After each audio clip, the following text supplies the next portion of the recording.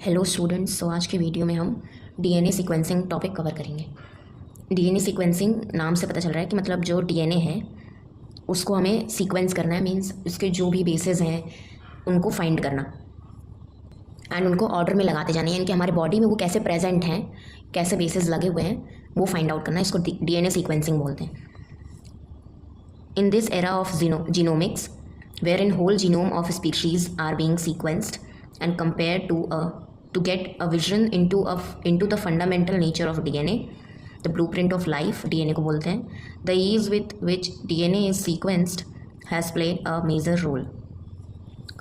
तो जीनोमिक्स में हम क्या करते हैं, जैसे होल जीनोम का स्टडी करते हैं एंड जीनोम जैसे सेल में जीनोम उसको बोलते हैं हमारा पूरा डीएनए मिलाकर न्यूक्लियस में जो प्रेजेंट है, एंड सेल में माइटोकॉन्ड्रिया में भी खुद का उसका डीएनए होता है। वो सारी स्टडी को जीनोमिक्स बोलते हैं।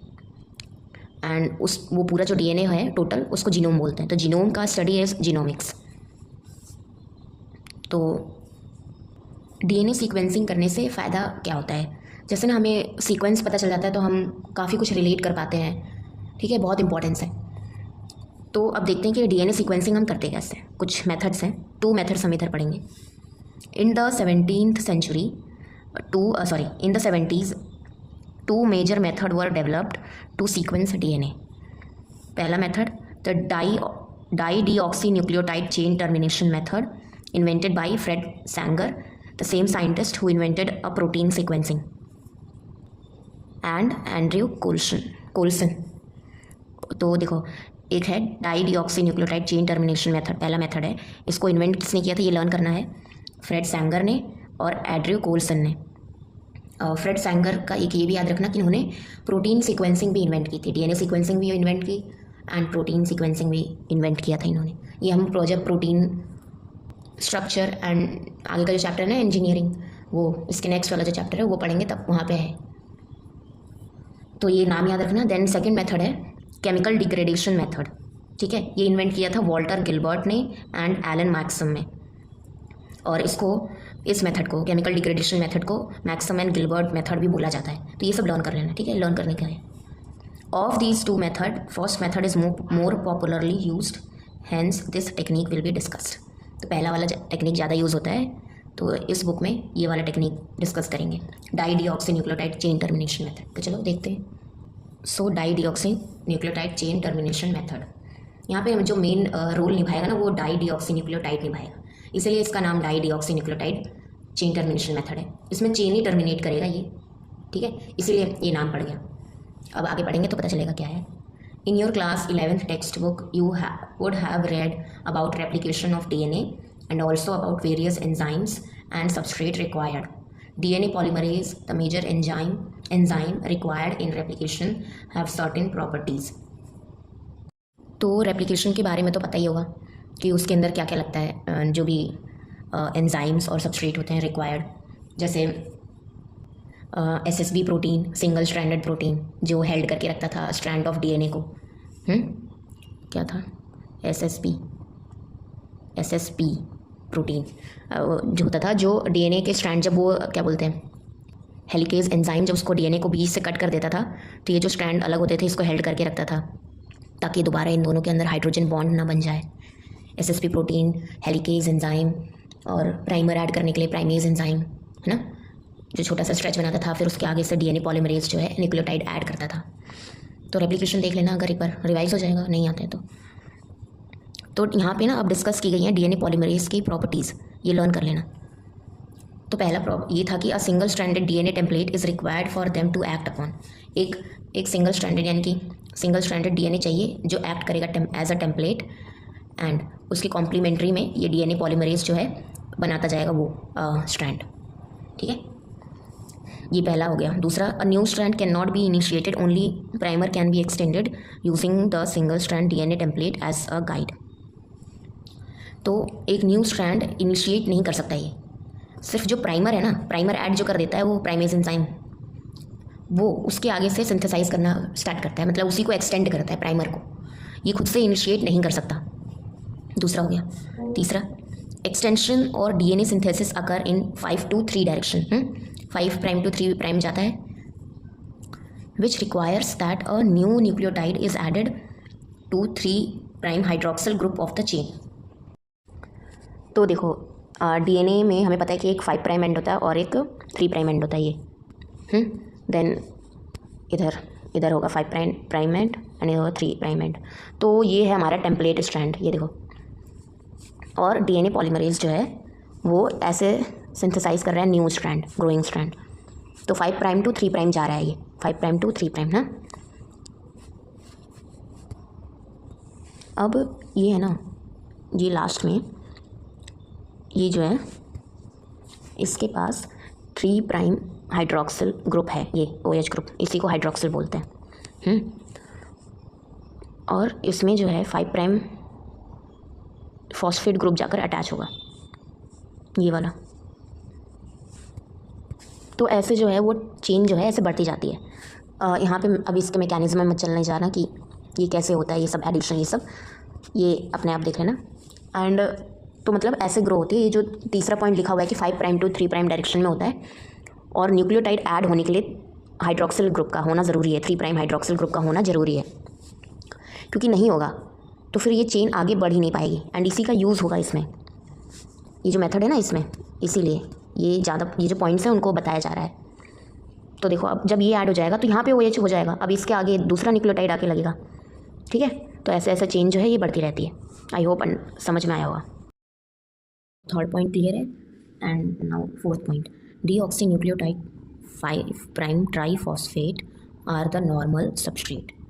तो ये जो है ये सबस्ट्रेट होते हैं नॉर्मल, लेकिन ऐसा इसलिए लिखा हुआ है क्योंकि बताएगा कि डाईडीऑक्सीन्यूक्लियोटाइड में चेन टर्मिनेशन मेथड में ये नहीं होते हैं सबस्ट्रेट ना, इसीलिए। तो ये सब पॉइंट्स इसलिए बताए गए हैं। एंड ये लर्न भी कर लेना कि ये सबस्ट्रेट यूज़ करता है डीएनए पॉलीमरेज न्यूक्लियोटाइड ऐड करने के लिए, मतलब ऐड यही होते हैं, डीऑक्सीन्यूक्लियोटाइड 5' ट्राईफॉस्फेट ऐड करता है डीएनए में। अब आगे हमारा प्रिंसिपल यही है, डाईडीऑक्सीन्यूक्लियोटाइड चेन टर्मिनेशन का प्रिंसिपल। इसमें होता क्या है, However, if 3' hydroxyl group of a deoxynucleotide triphosphate is absent, as in the 2', 3' dideoxynucleotide triphosphate, figure 1.1 figure 12, जैसे इमेज इधर दिखाया भी हुआ है, ये देखो, ये है नॉर्मल DNTP जो एज अ सबस्ट्रेट यूज़ होता है बाई डीएनए पॉलीमरेज। और हमें इस मेथड में जो यूज़ करना है वो है डाईडीऑक्सीन्यूक्लियोटाइड, मतलब उसके अंदर से हाइड्रोक्सिल ग्रुप गायब कर देना है। तो OH ग्रुप नहीं रहेगा, सिर्फ यहाँ पे हाइड्रोजन रहेगा। तो इसलिए देखो लिखा भी हुआ है कि 3' hydroxyl group of deoxynucleotide triphosphate is absent in dideoxynucleotide triphosphate, इसमें एब्सेंट है। एंड यही मेजर रोल प्ले करेगा। जैसे मैंने बताया था कि OH जो होता है इसी से आकर जो DNTP है अगला वाला न्यूक्लियोटाइड वो जुड़ता है। एंड यही अगर हाइड्रोक्सिल ग्रुप ही नहीं रहेगा तो आगे न्यूक्लियोटाइड नहीं ऐड होगा। एंड यही इसका प्रिंसिपल है। एंड ये इंग्लिश में लिखा हुआ है इधर, ठीक है।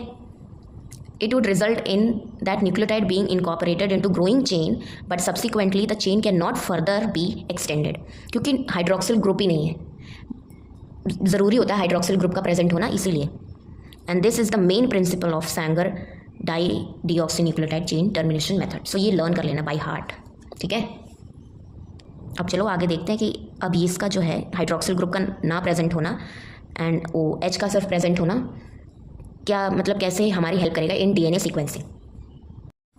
During a primer extension process, whenever a dideoxynucleotide is incorporated, the DNA polymerase enzyme cannot further carry out its reaction and the new strand is thereby terminated। तो ये होता है पूरा उसमें डाईडीऑक्सीन्यूक्लियोटाइड चेन टर्मिनेशन मेथड में ये होता है। एंड इससे कैसे हमें पता चलता है सीक्वेंसेस वो देखेंगे। तो पता है हमें कि डाईडीऑक्सीन्यूक्लियोटाइड क्या है, जिसके पास OH ग्रुप यानी कि 3' हाइड्रोक्सिल ग्रुप नहीं है। तो उसके आगे जो है चेन एक्सटेंशन नहीं हो सकता, तो उसके आगे डीएनए पॉलीमरेज जो है वो चेन आगे बढ़ा ही नहीं पाएगा, वहाँ पे ख़त्म हो गया चेन। तो ये भी तो अभी तक प्रिंसिपल ही बता रहा था। अब यहाँ पे ना बताया कि प्रोसेस करते कैसे हैं, तो पहले मैं समझा देती हूँ, फिर उसके बाद ये जो है बुक में वो पढ़ेंगे। सो इस एक्सपेरिमेंट में हम लोग 4 टेस्ट ट्यूब लेते हैं।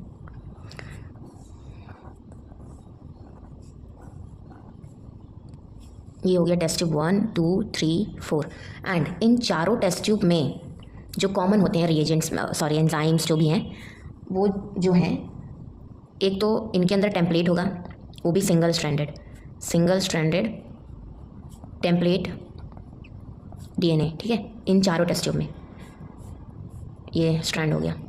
देन दूसरा जो हमें चाहिए प्राइमेज एंजाइम, जो प्राइमर बनाएगा, मतलब प्राइमर, एंड डीएनए पॉलीमरेज, जो तो इम्पॉर्टेंट ही है क्योंकि वो न्यूक्लियोटाइड ऐड करेगा, डीएनए पॉलीमरेज, और सबस्ट्रेट जो है डीएनटीपीज, ठीक है। ये जो हैं ये कॉमन रिएजेंट हैं जो चारों टेस्ट ट्यूब में होंगे। अब हर एक टेस्ट ट्यूब में ये सब तो सेम है, लेकिन इनमें अब अलग अलग भी होगा। वो होगा DDNTP, यानी कि di deoxy nucleotide triphosphate. That is, देखो, डाई डीऑक्सी न्यूक्लियोटाइड जो है वो हर टेस्ट ट्यूब में अलग अलग होगा। NTP, देखो डाई डीऑक्सी न्यूक्लियोटाइड बोल रहे हैं। अब न्यूक्लियोटाइड में जो नाइट्रोजनस बेसिस होते हैं डीएनए में, वो होते हैं ATCG। तो हर एक टेस्ट ट्यूब में हम लोग एक पर्टिकुलर डाई डीऑक्सी न्यूक्लियोटाइड डालेंगे। समझ लो इसमें हमने A वाला रख दिया, तो जैसे DDATP, ये हो गया डाई डीऑक्सी एडिनोसिन ट्राईफॉस्फेट। यहाँ पे हम लोग DDTTP डाल देते हैं, इसमें हम लोग DDCTP डाल देते हैं, एंड इसमें हम लोग DDGTP डाल देते हैं। आई होप कि ये समझ में आ रहा होगा, क्योंकि इसमें नाइट्रोजनस बेस जो होगा इस न्यूक्लियोटाइड में वो एडिनोसिन लगेगा, एडिनोसिन रहेगा, एंड DDTTP में थाइमीन रहेगा, ठीक है, इसमें थाइमीन होगा, एंड DDCTP में साइटोसिन होगा नाइट्रोजनस बेस, और DDGTP में ग्वानिन होगा नाइट्रोजनस बेस। तो न्यूक्लियोटाइड में 3 स्ट्रक्चर्स होते हैं जिससे न्यूक्लियोटाइड बनता है। शुगर होता है, नाइट्रोजनस बेस होता है, और फॉस्फेट ग्रुप होता है। तो वहीं पे नाइट्रोजनस बेस जो है ये हमारे अलग अलग होंगे, अलग अलग डाई डीऑक्सी न्यूक्लियोटाइड ट्राईफॉस्फेट में। तो ये तो अलग होंगे सब में, एंड ये सेम होंगे सब में। अब इससे होगा क्या, अब हमने रिएक्शन को रन कराया, ठीक है, इसको छोड़ दिया थोड़ी देर के लिए, एंड रिएक्शन रन हुई।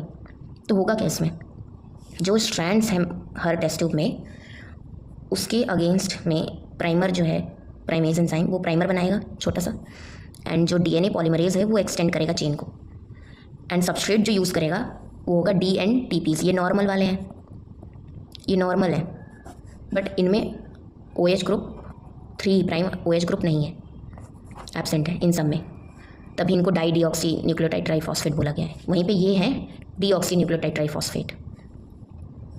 तो डीएनए पॉलीमरेज तो अपना नॉर्मली ये करेगा यूज़, एंड चेन को है जो वो ग्रो करेगा। अब यहाँ पे बात ये हो जाती है कि ये हमारी चेन है, एंड यहाँ पे प्राइमर समझ लो, प्राइमेज एंजाइम प्राइमर ऐड कर रहा है न्यूक्लियोटाइड यूज़ करके। एक न्यूक्लियोटाइड उसने ऐड कर दिया DNTP, इसकी बात कर रही हूँ अभी मैं, इस टेस्ट ट्यूब की, और इसमें DNTPs भी हैं और DDATPs भी हैं। तो दूसरा जो इसने न्यूक्लियोटाइड उठाया वो ये उठा लिया, ठीक है। ऐसा तो हो नहीं रहा कि भाई तुम ही आओ, ये तो रिएक्शन चल रही है, अपने आप चलती है मतलब। तो फिर समझ लो ये आ गया, तो यहाँ पे लग गया हमारा DDATP।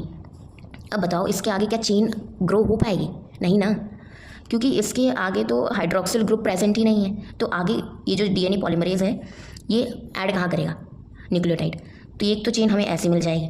वहीं पे दूसरा कंडीशन ले लो, ये चेन है, टेम्पलेट है डीएनए का, उस पर प्राइमेज एंजाइम प्राइमर ऐड कर रहा है, एक उसने ऐड कर दिया न्यूक्लियोटाइड, दूसरा न्यूक्लियोटाइड ऐड कर दिया, समझ लो तीसरे वाले में ये ऐड हो गया DDATP। तो अब बताओ इसके आगे क्या चेन ग्रो होगी? नहीं ना, ये भी टर्मिनेट हो गई चेन। तो यही होगा हर टेस्ट ट्यूब में। इस टेस्ट ट्यूब में सारे जो टर्मिनेट होंगे एंड्स, उनके आगे ए मतलब नाइट्रोजनस बेस जो होगा वो A होगा। वहीं पे इस टेस्ट ट्यूब में जो चेन टर्मिनेट होंगी ऐसे ऐसे करके, कहीं दूसरी पोजीशन पे तो तीसरी चौथी, ये रिएक्शन चलती है, तो फिर ऐसे ऐसे हो सकता है ना। इसमें हमें सारे टर्मिनेट जो स्ट्रैंड मिलेंगे टर्मिनेटेड, वो T यानी कि थाइमीन पे मिलेंगे। इसमें हमें सारे C वाले टर्मिनेटेड स्ट्रैंड मिलेंगे, साइटोसिन, एंड इसमें हमें G ग्वानिन वाले टर्मिनेटेड स्ट्रैंड मिलेंगे।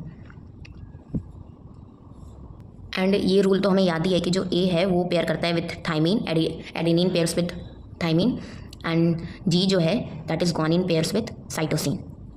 एंड एक और बात कि ये जो डी एंड टीपीज़ हैं ये सारे जो है ना रेडियो एक्टिव होंगे, मतलब इनके अंदर कुछ फ्लोरेसेंट वो अगर उनको ऑटो रेडियोग्राफी में देखा जाएगा ना वो फ्लरिश करेंगे, चमकेंगे, ठीक है। जैसे फ्लोरेसेंट लाइट्स तो देखे होंगे अंधेरे में जो लाइट प्रोड्यूस करते हैं, है ना, कुछ ऐसे ही। तो जब ये एक्सपेरिमेंट पूरा हो जाता है तब हम परफॉर्म करते हैं 4 लेन जेल इलेक्ट्रोफोरेसिस, ठीक है। 4 lane gel electrophoresis. Gel electrophoresis तो पता ही होगा कि मतलब इसमें जेल में डीएनए को रन कराते हैं, इसलिए जेल इलेक्ट्रोफोरेसिस। इलेक्ट्रिसिटी की प्रेजेंस में ये होता है, इसलिए इलेक्ट्रोफोरेसिस है। और जेल में करते हैं तो जेल। तो 4 लेन जेल इलेक्ट्रोफोरेसिस करेंगे। एक जेल बनाएंगे जिसमें एक जेल का स्लैब बनाएंगे एंड उसमें 4 लेन्स होंगी। जैसे दौड़ते नहीं हम लोग तो ऐसे लाइन में खड़े होते हैं फिर स्टार्ट करते हैं, ऐसे ही जेल इलेक्ट्रोफोरेसिस में एक तरफ होगा नेगेटिव और एक तरफ होगा पॉजिटिव। वो जो पूरा सिस्टम है वो मैं एक बार दिखा दूंगी वीडियो में, अभी ये समझ लेते हैं। तो एक तरफ होता है इलेक्ट्रोड होता है जो नेगेटिव, उसको हम लोग नेगेटिव चार्ज करते हैं, एंड एक इधर जो इलेक्ट्रोड रहता है उसको हम पॉजिटिव चार्ज करते हैं, मतलब पॉजिटिव वाला वायर लगाते हैं इसमें और इसमें नेगेटिव वाला। हमें पता है कि जो डीएनए है वो नेगेटिवली चार्ज है तो वो अट्रैक्ट होगा टूवर्ड्स पॉजिटिव। तो ये जो 4 लेन है इनमें हम लोग ये जो स्ट्रैंड्स मिले हैं ना जो न्यूली सिंथेसाइज्ड हैं, ये स्ट्रैंड्स जो टर्मिनेट हो गए हैं, छोटा कोई बड़ा, है ना, इन सबको इसमें रन कराएंगे जेल इलेक्ट्रोफोरेसिस। तो इसमें हम लोग DDATP वाला स्ट्रैंड्स डालेंगे, इसमें DDTTP वाला, इसमें DDCTP वाला, इसमें DDGTP वाला। अब जो हमें पता है कि जो डीएनए वो नेगेटिवली चार्ज होता है और वो पॉजिटिव की तरफ अट्रैक्ट होगा। अब जो सबसे छोटे स्ट्रैंड होगा, यानी कि जो 1 पर ही टर्मिनेट हो गया हो, 2 पे टर्मिनेट हो गया, 3 पे टर्मिनेट हो गया, तो इसमें रन करा के देखेंगे जब, तो जो सबसे छोटा वाला होगा स्ट्रैंड वो सबसे फास्ट दौड़ेगा और सबसे आगे रहेगा। तो ऐसे से हमें स्ट्रैंड्स मिल जाएंगे और ये एंड हो रहे होंगे ए से। ये तो पता ही है हमें कि ये सारे स्ट्रैंड जो हैं ये ए से एंडेड हैं। फिर वहीं पे ये भी होगा, इसमें भी जो सबसे छोटा स्ट्रैंड होगा वो आ जाएगा अपने साइज़ के बेसिस पे सेपरेट होते हैं, ठीक है। ये लोग तो समझ लो इधर ऐसे ये सेपरेट हो गया। ऐसे ही ये सारे जो एंड हुए रहेंगे ये टी से, यानी कि थाइमीन से एंड होंगे। ऐसे ही साइटोसिन वाले भी स्ट्रैंड्स जो हैं ये भी अपने साइज़ के बेसिस पे सेपरेट हो गए। और ऐसे ही जी वाले ग्वानिन के स्ट्रैंड्स सेपरेट हो गए, जी। अब इनको ऑटो रेडियोग्राफी में देखा जाता है तो ये लोग ना फ्लरिश करते हैं। इन सबको हमने अलग अलग कलर दिया होता है। तो समझ लो DDATP वाले को हमने रेड कलर दिया है, इसको हमने ग्रीन दे दिया, चलो नहीं इसको ग्रीन नहीं, इसको चलो येलो दे देते हैं, येलो। सी को क्या दें, चलो सी को ब्लू दे देते हैं और जी को ग्रीन दे देते हैं थोड़ा। तो ये सारे जो स्ट्रैंड्स हैं वो रेड कलर में दिखेंगे, हमें रेड फ्लरिश करेंगे जहाँ भी होंगे ये जेल में, ठीक है।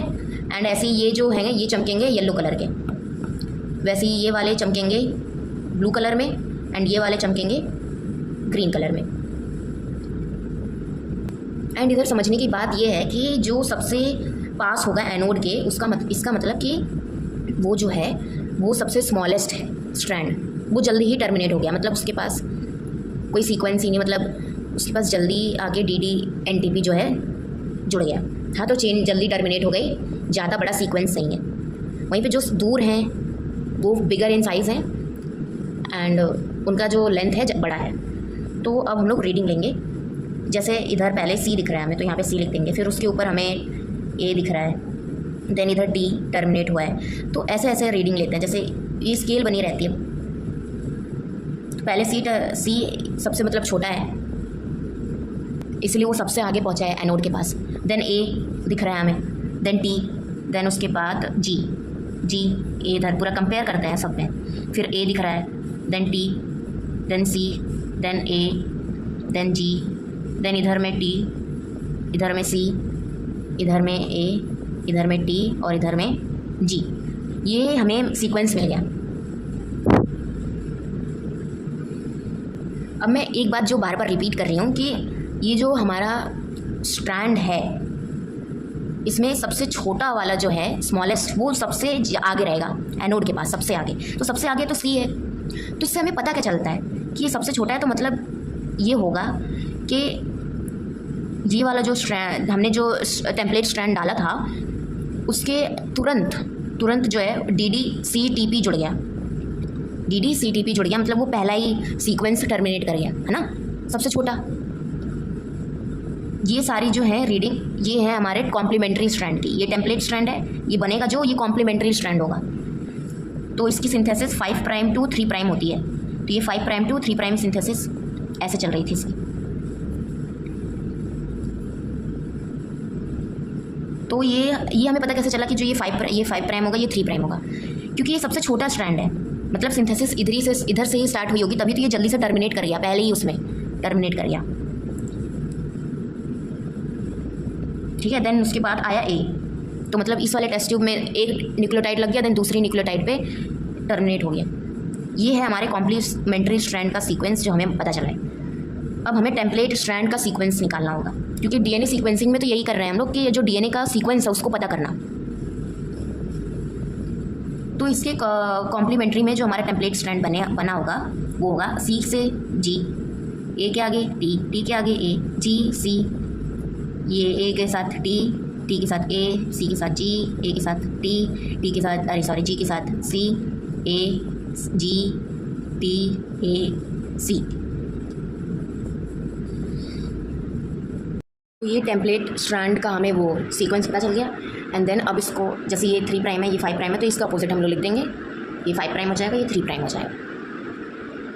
अभी ना हम एक बार ना जो बुक में दिया हुआ है वो पढ़ लेते हैं, देन उसके बाद ये मैं पूरा रिवाइज़ करा दूँगी एक बार में, तो समझ में आ जाएगा और अच्छे से, क्योंकि पहली बार में लग रहा होगा अगर। और ये भी ना थोड़ा यूट्यूब में ही सर्च मार कर देख लेना जेल इलेक्ट्रोफोरेसिस कोई वीडियो, तो और अच्छे से समझ में आएगा। ठीक है, तो अब स्टार्ट करते हैं book reading. Typically the sequencing technique is carried out in 4 test tube, 4 test tube. Each test tube carries the following common reagent जो मैंने बताया। Single stranded DNA template, single stranded होगा और टेम्पलेट होगा जिससे कॉम्प्लीमेंट्री DNA पॉलीमरेज स्ट्रैंड बनाएगा। Next deoxynucleotide triphosphate यानी कि DNTPs, ये नॉर्मल सबस्ट्रेट है जो रेप्लिकेशन में भी यूज़ होती हैं, न्यूक्लियोटाइड्स। देन प्राइमर, ताकि ये थोड़ा सा जो पार्ट है वो प्राइमर बना दे, देन उसके बाद DNA पॉलीमरेज उसको एक्सटेंड करेगा, बढ़ाएगा। तो ये रिएजेंट्स जो हैं ये कॉमन है हर टेस्ट ट्यूब में, जैसे मैंने इधर बताया था, हर टेस्ट ट्यूब में ये रिएजेंट्स कॉमन है। In addition to it a small amount of 4 dideoxynucleotide triphosphates, that is DDATP, DDCTP, DDGTP and DDTTP, ये 4 न्यूक्लियोटाइड विथ अलग अलग nitrogenous bases, adenine, guanine, thymine and cytosine हैं, ऐड किए जाएंगे in the test tube, is added separately into the 4 test tubes. ये हमने add कर दिए, ये सारे अलग अलग डाईडीऑक्सी न्यूक्लियोटाइड विथ अलग अलग नाइट्रोजनस बेसेस, ये हो गया ऐड। अब इसका पर्पस क्या है, ऐड क्यों किया हमने इसे? The purpose of adding only a small amount of dideoxy derivative is that only 1 dideoxy derivative is incorporated into each extending chain causing termination. तो ये भी याद रखना, स्मॉल अमाउंट लिखा हुआ है, ये एग्ज़ाम में लिखना है कॉपी में। तो स्मॉल अमाउंट ऐड करते हैं डाईडीऑक्सी न्यूक्लियोटाइड का, ताकि वो जो इनकॉर्पोरेट हो जब, यानी कि DNA पॉलीमरेज जब इसको लेगा और लगा देगा चेन में, तो उसके बाद तो उसके बाद तो चेन जो है वो एक्सटेंड ही नहीं होगी, रुक जाएगी उधर, है ना। तो स्मॉल अमाउंट लिया है ताकि एक ही लगे हर चेन में, हर स्ट्रैंड में। ठीक है, ये सारे जो होते हैं ये मैटर होते हैं ऑफ चांस। रिलायबल प्रोसेस नहीं होता है, यहाँ पे मैटर ऑफ चांस चलता रहता है बायोटेक्नोलॉजी, ठीक है। इसलिए कोई क्वेश्चनिंग मत करने लगना कि हो ही रहा है ये नहीं, मतलब हमें ऐसा लेकर चलना पड़ता है। Hence, in a test tube containing DDATP, all chain will end at DDA, यानी कि चेन जो एंड होगी, लास्ट वाला जो न्यूक्लियोटाइड लगा रहेगा वो ए से एंड होगा। ए वाले टेस्ट ट्यूब जिसमें हमने ये DDATP डाला है, इसमें एडेनिन है, तो इसमें जो चेन बनेगी वो सारी जो लास्ट वाला न्यूक्लियोटाइड होगा वो एडेनिन ही होगा, नाइट्रोजनस बेसिस में न्यूक्लियोटाइड में। तो इसलिए जो बुक की लैंग्वेज लिखी हुई है ना, उसको एज इट इज़ एग्ज़ाम में लिखना। Hence in a test tube containing DDATP all chain will end at DDA, dideoxyadenine, but at different positions of T, क्योंकि ए जो है वो पेयर ही करता है टी के साथ, तो जी वाले पे तो लग नहीं जाएगा, सी पे तो लगेगा नहीं, टी के साथ ही तो लगेगा ना। तो डिफरेंट पोजीशंस ऑफ टी हमें पता चल जाएगी टेम्पलेट की। सीक्वेंसिंग कर रहे हैं हम लोग, तो फिर हम यही जानने की कोशिश कर रहे हैं कि ये जो टेम्पलेट DNA है इसका सीक्वेंस क्या है, सीक्वेंस पता करना। तो ये जो जहाँ पे ये टर्मिनेट हो रही है चेन, ए से टर्मिनेट हुई, तो वहाँ पे हमें ये पता चल जा रहा है कि उस पोजीशन पे टेम्पलेट DNA में टी है। तो हमें सीक्वेंस पता चल रहा है इससे। ऐसी जी वाली जो होगी टेस्ट ट्यूब, जी वाली जो टेस्ट ट्यूब होगी, इसके अपोजिट में जो टेम्पलेट DNA में होगा ऑफ कोर्स वो सी होगा, ऐसे सी में जी होगा एंड टी में ए होगा। तो ऐसे तो पता चल जाता है हमें सीक्वेंस पूरा। Then the same is applicable to the other test tube containing DDCTP, DDGTP and DDTTP. ठीक है, it is to be noted that dideoxynucleotide is added wherever the complementary base is present on the template। हाँ, complementary जो present होगा base उसी से जाके जुड़ेगा। ये नहीं कि ए जो है पेयर कर लेगा जी के साथ, बिल्कुल नहीं, ए पेयर करेगा सिर्फ और सिर्फ टी के साथ एंड जी पेयर करेगा विथ सी। ये सब डायग्राम में शो किया गया है कि अलग अलग लेंथ के फ्रेगमेंट्स जो हैं वो जनरेट होते हैं। The various strands prematurely terminated, यानी कि पूरा बने नहीं, बीच में ही रुक गए, terminated at a particular DDNTP, dideoxynucleotide triphosphate, in a given test tube are subjected to electrophoresis in a special gel wherein band can be resolved, separated, even if they differ by one nucleotide। तो यहाँ पे अगर आप लोग ना gel electrophoresis की कोई video देख लोगे तो और अच्छे से क्लियर होगा, ठीक है। तो देख लेना जेल इलेक्ट्रोफोरेसिस क्या होता है, उसमें किस बेसिस पे सेपरेशन होता है स्ट्रैंड्स का। तो साइज़ और चार्ज नहीं, साइज़, जो स्ट्रैंड का साइज़ है ना उसके बेसिस पे जेल इलेक्ट्रोफोरेसिस में सेपरेशन होता है। जैसे कि समझ लो कि एक ये स्ट्रैंड है हमारे पास, यही ले लो, ठीक है, ये एक ये स्ट्रैंड है और एक ये स्ट्रैंड है, एक ये स्ट्रैंड है, एक ये स्ट्रैंड। सबसे बड़ा वाला जो दिख रहा है ये दोनों सेम लग रहे हैं ना, तो ठीक है ये दोनों सेम है। देन ये दोनों डिफरेंट हैं, लेकिन सबसे छोटा इसमें ये नज़र आ रहा है, तो ये सबसे छोटा है, तो ये सबसे फास्टर ट्रैवल करेगा और सबसे आगे रहेगा, ये उसके बाद रहेगा, देन ये दोनों साथ में रहेंगे। तो ऐसे ही एक ऐसा स्ट्रैंड है, देन ले लो कोई इतना छोटा है, कोई इतना छोटा है, कोई इतना है, कोई बड़ा है। तो जब हम इन सबको जेल इलेक्ट्रोफोरेसिस में रन कराएंगे तो ये साइज़ के बेसिस पे सेपरेट हो जाती हैं। ये तो ऐसे टेस्ट ट्यूब में उलझे होंगे एक साथ गुच्छे में, इनको हमें सेपरेट करना है, तभी तो हम ये फाइंड कर पाएंगे सीक्वेंस। तो जब रन कराते हैं हम तो सबसे छोटा वाला जो फ्रेगमेंट होता है, जिसका साइज़ सबसे छोटा है, जिसके अंदर सबसे कम न्यूक्लियोटाइड है, तभी इधर लिखा हुआ है they differ by with one nucleotide, यानी कि यहाँ पे साइज़ की बात की जा रही है ऑफ द स्ट्रैंड। तो ये सबसे आगे रहेगा एनोड के पास, ये नेगेटिवली चार्ज है, सबसे ज़्यादा अट्रैक्ट होगा बाय द एनोड पॉजिटिव ना। ऐसे ऐसे फिर ये आएगा, देन ये एंड देन ये, ऐसे साइज़ के बेसिस पे सेपरेट होगा। The strand migrate in the gel with the shorter fragment moving faster towards anode. छोटा वाला फ्रेगमेंट फास्टर मूव करेगा टूवर्ड्स एनोड, क्योंकि छोटा है और अट्रैक्ट हो जा रहा है towards positive. The primer used in each test tube can be made radio active, यानी कि जो प्राइमर यूज़ किया गया है उनको रेडियो एक्टिव कर दिया जाता है, जो प्राइमर्स यूज़ होते हैं जो अटैच होंगे जाकर टेम्पलेट DNA से, ताकि चेन जो है फर्दर DNA पॉलीमरेज एक्सटेंड कर पाए। तो जो प्राइमर है उनको रेडियो एक्टिव कर देंगे, यानी कि कोई उसमें ना फ्लोरेसेंस करने वाला कोई, जैसे रेडियो एक्टिव ना, जब उसको ऑटो रेडियोग्राफी में देखते हैं ना तो वो चमकता है, ठीक है, लेकिन रेडियो एक्टिव है तो हार्मफुल है। तो अब जो है ना इसको रिप्लेस कर दिया गया है उससे फ्लोरेसेंट जो होते हैं कुछ, जैसे वो फ्लरिश नहीं करते जो उसमें डार्क लाइट में फ्लरिश करते हैं, चमकते हैं, कुछ ऐसे ही सब्सटेंसेस से। तो ये इससे ना ये पता चलेगा ना कि वो स्ट्रैंड उस जेल में किस पोजीशन पे है, ठीक है। इसका ऐड करने का मतलब यही है, मतलब ऐड क्यों किया, उसका यूज़ ये है कि जब हम इसको ऑटो रेडियोग्राफी में देखेंगे तो जब ये उसमें हमें चमकता हुआ दिखेगा तो इससे हमें ना पोजीशन पता चल जाएगी कि जेल में वो पर्टिकुलर स्ट्रैंड किधर है, कहाँ पर है position. Hence, the position of separated strand in gel chromatogram can be easily visualized using autoradiography. ठीक है। Figure 15 is a schematic representation of typical gel and its read sequence. Color for different deoxynucleotide are for clarity.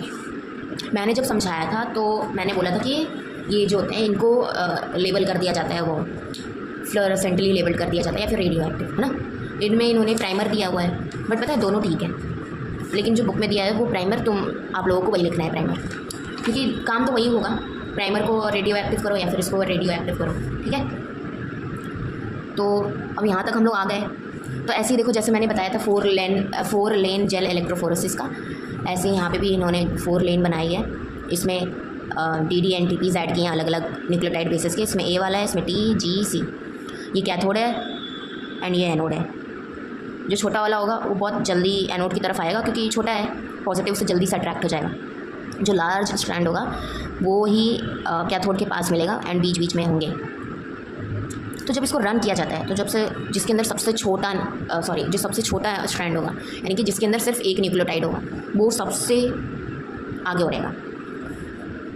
Then जिसके अंदर 2 nucleotide होगा वो रहेगा। ऐसे ही लोग racing करते हैं। जब हो जाता है ये एक्सपेरिमेंट तब हम इसको विजुअलाइज करते हैं ऑटो रेडियोग्राफी में। तो हमें स्ट्रैंड्स चमकते हुए दिखते हैं, इससे हमें उनकी पोजीशन पता चल जाती है। पोजीशन पता चल जाती है तो हम एक पेपर क्या मतलब समझ लो ऐसे, तो हम पोजीशन देख देख कर मार्क कर लेते हैं। जैसे सबको अलग अलग लेबल किया है ना, तो इसमें A है, इस लेन में हमने A वाले नाइट्रोजनस बेसिस के न्यूक्लियोटाइड डाले थे। इसमें T, इसमें G, इसमें C। तो हमें पता है कि इसमें जो भी स्ट्रैंड है वो A से एंड है, इसमें सारे T से एंड है, इसमें G से एंड है और इसमें C से एंड होंगे स्ट्रैंड्स सारे। इनकी पोजीशन पता चल गई तो इनके करस्पॉन्डिंग में हम लोग स्ट्रैंड्स का सीक्वेंस लिख देते हैं। जैसे सबसे पहला जो हमें दिखेगा वो लिख देंगे। इस यहाँ पर A है सबसे आगे, मतलब A से एंड हुआ है वो स्ट्रैंड। सबसे पहला मतलब सीक्वेंस होगा जो वो A होगा, टेम्पलेट DNA, सॉरी A का opposite means corresponding complementary T होगा ओरिजिनल स्ट्रैंड में, तभी तो उसके आगे A लगा होगा। तो सबसे आगे ये है। देन उसके बाद हमें दिखा पोजीशन में जेल इलेक्ट्रोफोरेसिस में, तो ये सब, फिर उसके बाद इससे छोटा ये है। देन इसका हमने, अच्छा ये इसमें आता है, ठीक है, हमने इसका सीक्वेंस नोट कर लिया, मतलब ये एंड हुआ होगा C से ही, C लिख दिया हमने, देन T लिख दिया, ऐसे ही पूरा हमने नोट कर लिया। तो ना एक एक न्यूक्लियोटाइड का फ़र्क भी होगा ना, तब भी ये सेपरेट होंगे उसी से। तो इससे ही हमें पता चल जाता है कि A होगा देन C होगा, ऐसे हमें सीक्वेंस पता चल जाता है। और ये 5 प्राइम एंड और 3 प्राइम एंड पता करना तो काफ़ी आसान होगा। ये 5 प्राइम एंड इसलिए होगा क्योंकि ये सबसे छोटा है, तो मतलब इधर से ही रेप्लिकेशन स्टार्ट हुई है।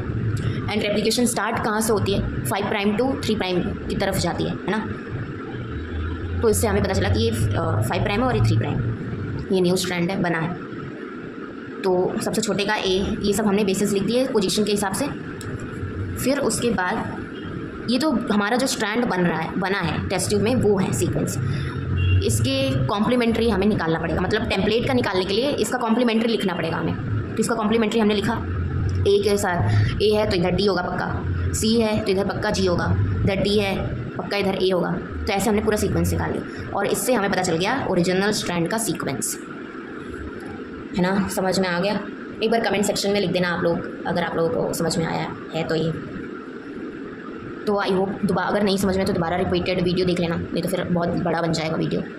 तो 2 बार मैंने समझा दिया है, सो अगर कोई डाउट है तो कमेंट सेक्शन में पूछ लेना। अब आगे बढ़ते हैं, बट एक बार ना कमेंट सेक्शन में आप लोग लिख दीजिएगा कि समझ में आया कि नहीं। Then nowadays DNA sequencing technology have become automated. अब देखो इतना तामझाम कौन करे ना, इतना कुछ करना पड़ रहा था हमें, तो हमने इसको ऑटोमेटेड कर दिया, कंप्यूटर करता है अब, कंप्यूटर करता है अब। To avoid using radio isotope and their consequent danger. Radio active elements होते हैं वो रेडिएट करते हैं, है ना, तो उससे वो तो पता ही है कि कैंसर कॉजिंग होते हैं, तो उनसे बचने के लिए Dideoxynucleotide are conjugated with fluorescent molecule which on excitation give a different color each. तो मैंने जो एक्सप्लेन किया ना था कि डाइडिऑक्सीन्यूक्लियोटाइड को फ्लोरेसेंटली लेबल्ड कर देते हैं। फ्लोरेसेंटली लेबल्ड करना मतलब एक ऐसा सब्सटेंस जो ग्लो करता हो ना डार्क में, देखा ही होगा। तो ये ना डिफरेंट कलर से चारों न्यूक्लियोटाइड को हम लोग अलग अलग कलर दे देते हैं और वो कलर अलग अलग कलर जो जब हम देखेंगे उनको तो अलग अलग कलर के ग्लो दिखाएंगे। Hence each band on the gel read from anode to cathode indicate the particular base as its terminal dideoxynucleotide fluoresces with a given color. तो वही सेम होगा, फिर से जल इलेक्ट्रोफोरेसिस करेंगे एंड जो फ्लोरेसेंट जो वो फ्लरिश करेंगे, फ्लोरेसेंट करेंगे, वो कलर देंगे, उससे हमें पता चलेगा कि कौन सा बेस है। तब हमें 4 लेन जेल इलेक्ट्रोफोरेसिस की ज़रूरत नहीं पड़ेगी। This avoid the use of 4 lane gel. A single lane gel electrophoresis is instead conducted and gel are then laser scanned and data fed into a computer. The computer is programmed to display the gel scan and the base readout as shown in figure 16. तो यहाँ पे जब automated हो गया है, सब कुछ computer कर रहा है, तो फिर यहाँ पर हम एक अलग मेथड यानी कि जेल इलेक्ट्रोफोरेसिस नहीं बट कैपिलरी इलेक्ट्रोफोरेसिस करते हैं। यहाँ पे देख रहे हो ना, ये ट्यूब यूज़ हो रहा है कैपिलरी, इसीलिए तो सब कुछ तो सेम करते हैं। उसमें हमने वो लेबल कर दिया, डाइडिऑक्सीन्यूक्लियोटाइड को फ्लोरेसेंटली लेबल कर देते हैं विद अलग अलग कलर। फिर हमने सेम साइकिल रन किया, वही फ्रेगमेंट बनने दिए। देन जब हमने उसको इलेक्ट्रोफोरेसिस में रन किया था, इसमें हम लोग कैपिलरी इलेक्ट्रोफोरेसिस करेंगे। एक बफर लेंगे, मतलब एक ऐसा सैंपल लेंगे, उसके अंदर अपना सोल्यूशन डाल देंगे जो भी अपना एक्सपेरिमेंट वाला था, एंड ये होगा जेल की ट्यूब होगी, इसी के अंदर रन करेगा हमारा डीएनए। सेम प्रोसीजर है, ये नेगेटिव होगा कैथोड, ये पॉजिटिव होगा एनोड। नेगेटिव से पॉजिटिव की तरफ डीएनए रन करेगा। ये जो सैंपल में जो स्ट्रैंड्स होंगे डीएनए के, वो ऐसे रन करेंगे। और यहाँ पे होगा लेज़र, जो देखो लेज़र जब ना फ्लोरेसेंटली मॉलिक्यूल के ऊपर फायर होगा, यानी कि तो वो जो है जो भी कलर होगा वो डिटेक्ट करके कंप्यूटर में भेज देगा एंड उस कंप्यूटर उसको नोट कर लेगा। आई होप समझ में आ रहा होगा। इसमें तो कलर दिया ही नहीं है, मतलब black and white print out है। तो जैसा हमने कलर लिया था, ये कलर समझ जाना, ठीक है। एक वीडियो का लिंक भी मैं दे दूँगी, उसको देखना एंड उसके बाद तुम्हें पूरा क्लियर हो जाएगा।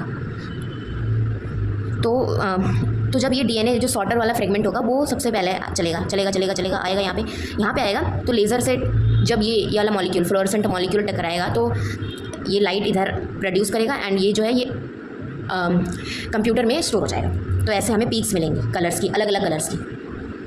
और हमें पता ही है कि वो कलर्स किसको हमने दिए थे, ए को दिए थे, जी को दिए थे, टी को दिए थे या फिर सी को दिए थे। तो ऐसे होता है हमारा ऑटोमेटेड डीएनए सीक्वेंसिंग। इसको बोलते हैं सिंगल ट्यूब सीक्वेंसिंग एक्सपेरिमेंट, है ना। समझ में आ गया होगा। एंड वो वीडियो जो लिंक दूंगी उसको पक्का देख लेना, उसके बाद तो बिल्कुल ही क्लियर हो जाएगा, ठीक है। तो ये हो गया हमारा टॉपिक पूरा डीएनए सीक्वेंसिंग का। उसमें हमने डाइडिऑक्सीन्यूक्लियोटाइड वाला मेथड देख लिया। सो कोई डाउट होगा तो कमेंट सेक्शन में पूछ लेना एंड ये लिख देना कि समझ में आया कि नहीं। And thank you so much. And वो वीडियो भी देख लेना।